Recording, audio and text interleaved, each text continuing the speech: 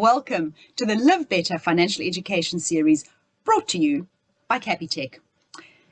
It's July, so it's savings month, but let's be honest, right now, where we find ourselves, it is a lot easier to talk about saving than actually get it done.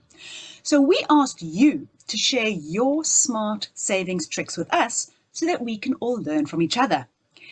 What we found was that one of the most popular ways to save is to buy in bulk. Things like cleaning items or non-perishables, especially when they go on special, think Black Friday.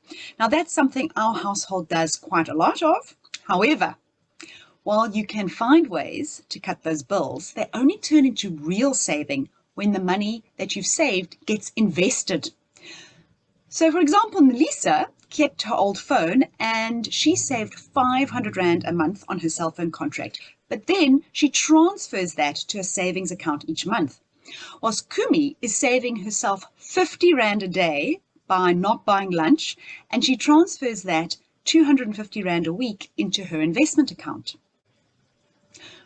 When Otwile's car was paid off, rather than replacing it, she kept her car and she used the now freed up cash from that installment to double her mortgage repayments, and she paid off her apartment in 12 years.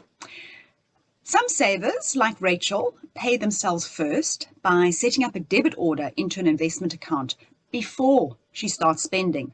This is a really great way to make sure that those savings are allocated and you don't just land up spending them.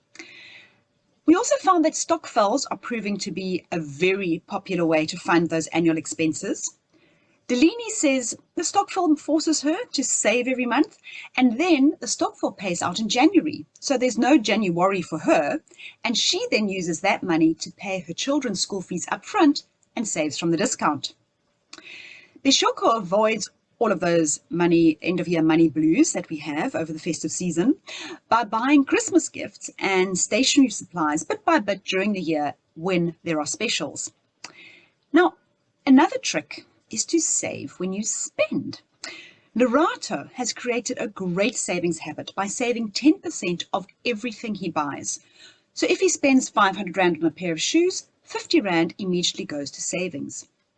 You can actually automate saving through rounding up when you spend, and this is offered by some banks.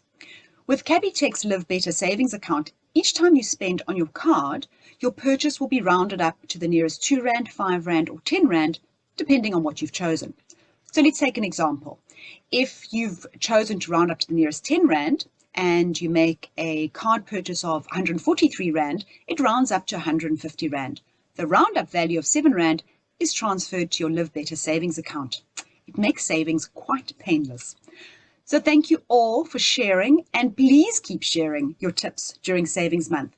We could all, let's be honest, do with a little bit of motivation.